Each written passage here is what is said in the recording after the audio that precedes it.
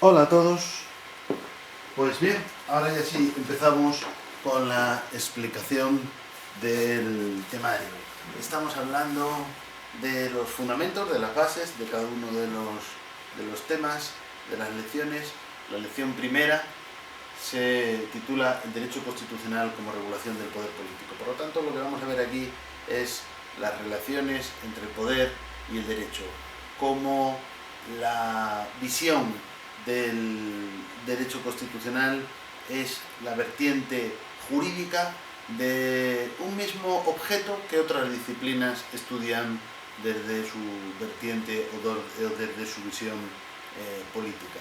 Decía el jurista alemán Otto Bachhoff que él lo decía para el Tribunal Constitucional, ¿no? El Tribunal Constitucional al Tribunal Constitucional le compete la solución jurídica de controversias políticas. El derecho constitucional, en este sentido, también es la visión jurídica de problemas políticos. Claro está que a lo largo de toda esta materia, en las clases, en las explicaciones, en los propios vídeos, hay un objeto de análisis que es propiamente político, porque va a ser fundamentalmente el Estado, y el Estado, pues naturalmente, como vamos a ver, es una realidad política. Pero nuestro análisis no será político, sino que será jurídico, estará basado en las pautas fundamentales que iremos viendo de lo que es un enfoque o un análisis del derecho. Por lo tanto, nos centraremos, como es obvio, en la propia regulación, que está en las distintas constituciones, y para el caso español en la Constitución Española de 1978. Nuestro análisis tiene unos requisitos que son los propios de la ciencia jurídica, que tiene, como digo, por objeto un análisis de normas, aunque en el caso del derecho constitucional, pues estas normas tienen que ver o se refieren o tienen como objeto central lo que sería la regulación del poder político, que sería el poder del Estado. Todo esto está muy bien. Naturalmente, en la práctica esto no es tan fácil. ¿Por qué? Porque la realidad política y social de alguna manera impregna siempre al propio análisis jurídico. Y tampoco es malo que ello suceda siempre que sea con ciertos parámetros que no nos hagan abandonar lo que digo que es la perspectiva de análisis propia del jurista. Muy bien, todo esto lo vamos a intentar ver en esta lección. Y de esta manera trataremos de mostrar cómo la labor del constitucionalista tiene algo de dramático, ¿no? Porque se enfrenta a un objeto de análisis, como digo, de naturaleza eminentemente política, pero que es objeto de regulación por unas normas que pretenden ser racionales, que pretenden ser objetivas, y nuestro análisis tiene que mantenerse siempre en esos parámetros. Por eso yo puedo tener naturalmente mis ideas políticas, como pueden tener todos ustedes, pero en el análisis que hagamos de un tema como constitucionalistas hay que intentar dejar toda esa cuestión de lado para poder hacer un análisis basado en parámetros científicos, basado en unas pautas, en unas ideas de neutralidad que se centre en lo que es un análisis objetivo y lo que es un análisis racional. Como digo, eso es difícil, y también es importante, y lo veremos en esta lección, comprobar cómo desde luego no se puede hacer, desde mi punto de vista, por supuesto, un análisis estrictamente normativo que deje de lado las cuestiones relativas a la realidad social, porque las cuestiones relativas a la realidad social y a la realidad política son imprescindibles para entender la propia normativa, en la medida en que no podemos analizar una norma desvinculándonos o ignorando las cuestiones relativas a su aplicación. Muy bien, pues con estos parámetros vamos a iniciar el primer epígrafe, que se refiere al poder político. El poder político. ¿Qué es poder? En un sentido muy amplio, el poder es una capacidad de influir en el comportamiento ajeno. Alguien tiene poder sobre otra persona si puede determinar, influir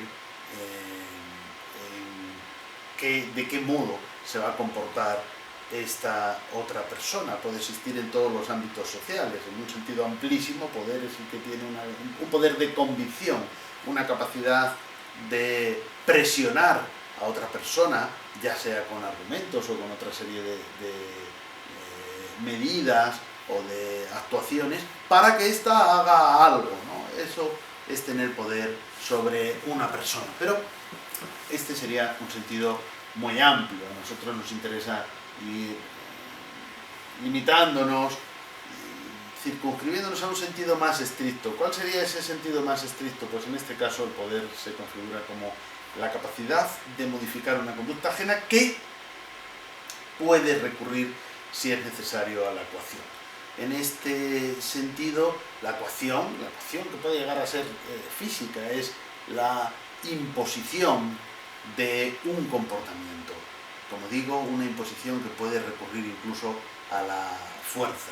Este es el sentido del poder que a nosotros nos va a interesar. Por supuesto, todavía no estoy hablando del poder político o del poder del Estado, y todavía no estoy hablando de cuándo este uso de la fuerza es o no es legítimo. Naturalmente, los ejemplos de poder en este sentido, incluso en este sentido que decimos más estricto, que incluye esa posibilidad de imposición coactiva, de uso de la fuerza, como digo, son bastante frecuentes en distintos fenómenos sociales, incluso distintos al propio Estado. Vamos a ver.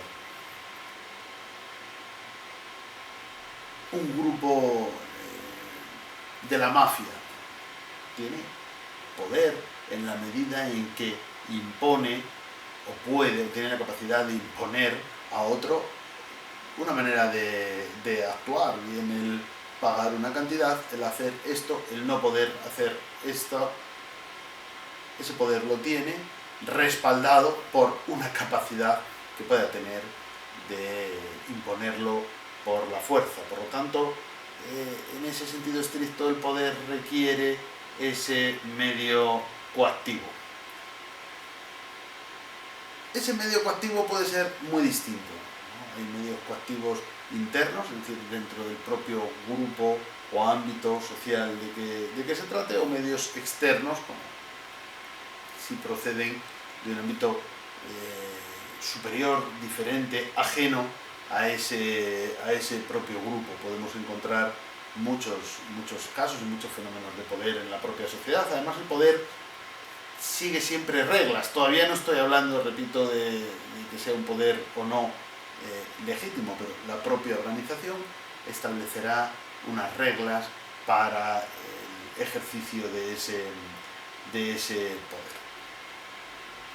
Pero de todos estos fenómenos sociales de poder, he puesto un ejemplo donde el cuestionamiento de la legitimidad puede parecer evidente, pero todavía no estamos entrando en ese punto, pero puede haber muchos otros, ¿no? Siempre que alguien tenga una capacidad de influir en el comportamiento de otros y pueda imponer un tipo de actuación o una omisión de una manera coactiva. Sin embargo, a nosotros nos va a interesar lo que llamamos poder político. El poder político es el poder del Estado. Este es el objeto central de estudio, tanto como veremos después de la ciencia política, como en lo que nos va a interesar a nosotros en este curso del derecho constitucional. El poder político es un tipo de poder que tiene unas características especiales, porque es un poder global para toda la sociedad, no como otros ejemplos que hemos puesto, que acabamos de poner, donde estaríamos hablando de un poder que se ejerce en un marco reducido que afecta a un grupo más o menos limitado en un territorio concreto. El poder político, en cambio, es un poder global. ¿Y qué características tiene? Pues en primer lugar, esta que acabo de señalar, se refiere a toda la sociedad y por lo tanto nadie que pertenezca a una comunidad, a una sociedad determinada puede eludir los efectos de ese poder o las consecuencias de ese poder. En segundo lugar, tiene una serie de recursos, de resortes que le permiten imponerse, es decir, que permiten a ese poder hacerse obedecer. Ahí podemos encontrar distintos recursos, pueden ser incentivos económicos, pueden ser incluso honoríficos, puede incluso que ese poder se imponga por cuestiones, vamos a decir, morales, es decir, que la mayoría de los miembros de la sociedad entiendan que tienen una obligación de obedecer al poder político. Todas estas razones pueden existir, pero la más importante, la que realmente define el poder político, es la posibilidad de imponerse coactivamente. Pero lo que